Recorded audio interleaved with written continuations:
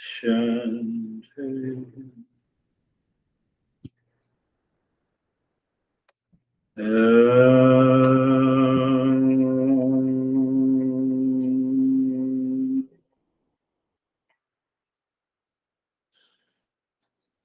Shanti, Shanti, Shanti.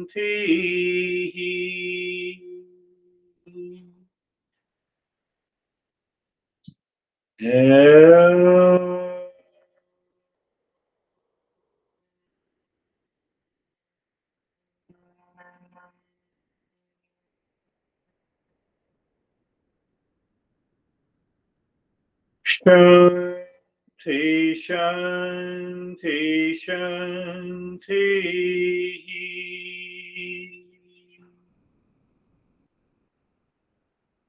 Bring your awareness on the right hand, your awareness on the left hand. Take your time, lift your both of arms, place it on your eyes, open the eyes inside the palms. Know your experiences, bring the hands down.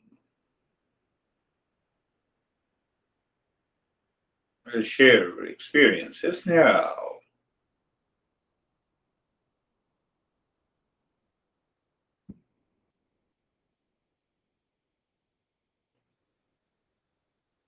So, how are you, John? Hey, Girish. I was very happy to have the opportunity to have a longer practice, but this was painful for me. Not because of the practice itself, but it was constantly being disrupted by my coughing all the time. And so I'm thinking, oh, there goes my sore throat. There goes my coughing. Woe is me, you know? Yes, you see that? When we do the longer practice, we expect the result should be opposite. But the mind goes back to its own habitual pattern of thinking. But one thing is clear, that when the mind dissociates itself from the very, in your case, from coughing, dissociation. Let the coughing continue, like the noise going outside. You separate yourself internally in the knowledge. Then, problem is gone. So it tells us about where we stand.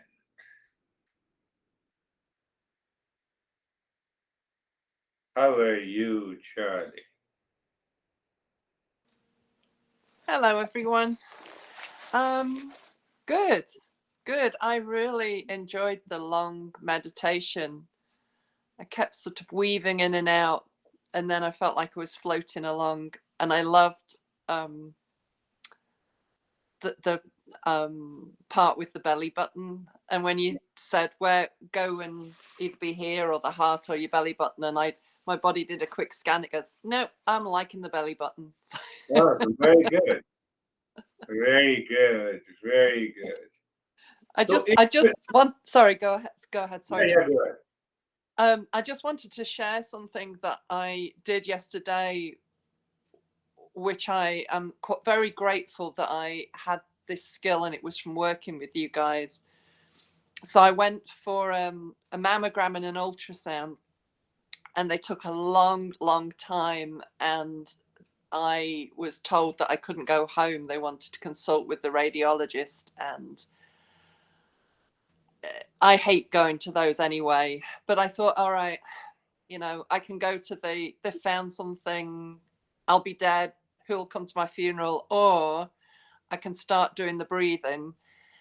And what was interesting was I was just sitting in the waiting room, and I'm fine, by the way, I'm fine. And I thought, right, go to the neck joint. And because I've been doing it for so long, my mind went, oh, you're meditating. Are you sure you don't want to worry about this and get all upset? No, I want to go to the neck joint. All right. Are you sure you don't want to get upset? No, I want to go to the neck joint. And it was really helpful. Very good. Yes, yes. That's a wonderful point. It helps. You see that the mind, all experiences takes place in the mind. Right. Whether it's a good or bad. So there are experiences objectified pertaining to fear and the insecurity. Right. Right. Beside the fact is, this body has to go one day, whether we like it or we do not like it. Yes, I heard that too in my head, and I'm like, okay, I'm feeling a bit more comfortable with it, but maybe not today. I'm just going to focus on the neck joint. That's a step in the right direction. Yes, yes. So what happens when the mind is settled in the real self and the pure consciousness? It never attaches itself to the body. Do you die when you cut your nail? Nail is also a part of your body. When you go for a haircut, or John when he shave his, before shaving, that is a part of your body. So we have a clarity, knowledge that the same knowledge should come. Yeah. Yes. Well, how are you, Mead? I really like the longer time of meditation too. And those three words, sensation, relaxation, and especially steadiness. Yeah. That word means so much to me. To stay, to be steady. Very good. So we just. So it does not mean, John, that you failed. Persistent. You do it again, open it, do it again do it.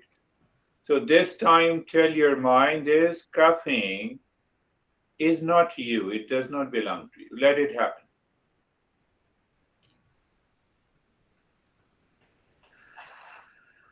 So that is all for today. And we will meet again next week. Thank you. Namaste. Thank you. Oh.